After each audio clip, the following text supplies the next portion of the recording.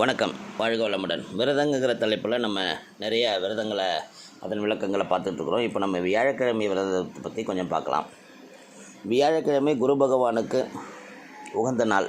இந்த வியாழக்கிழமை விரதத்தை குருவார விரதம் என்றும் சொல்வார்கள்.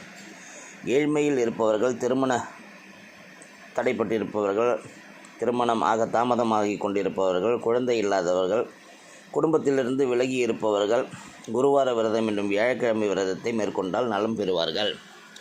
ஜாதகத்தில் குரு நீசமடைந்திருந்தால் 6, 8, 12 அந்த இடங்களில் அமர்ந்திருந்தால் குரு பலமில்லாதவர்கள் என்று பொருள்.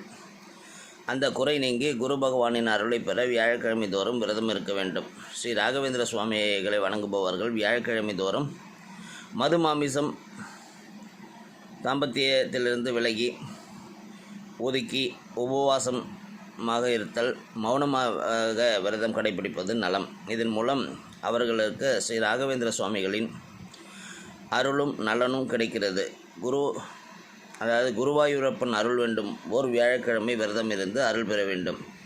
வியாழக்கிழமைக்கு அதிபதி குரு பகவான். குருவுக்கு அதிபதியானவர் படைப்பு கடவுளான பிரம்மா.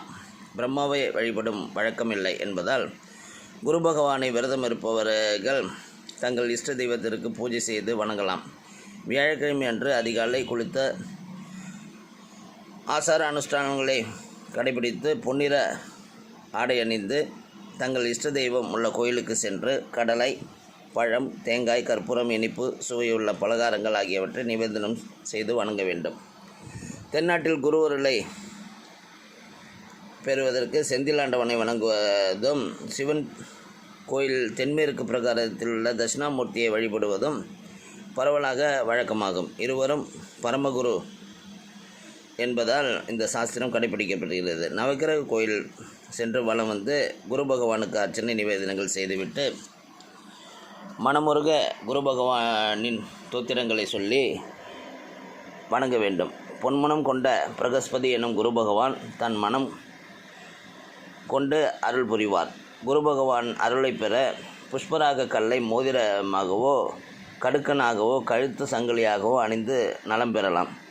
குரு பகவான் அருள் வேண்டி விரதம் இருப்பவர்கள் கொண்டை கடலையை தானமாக வழங்கி வியாழக்கிழமை தோறும் முதியவர்கள் சிலருக்கு அன்னதானம் செய்து நலம் பெற வேண்டும் என்பதை கந்தபுராண நூல்கள் கூறுகிறது.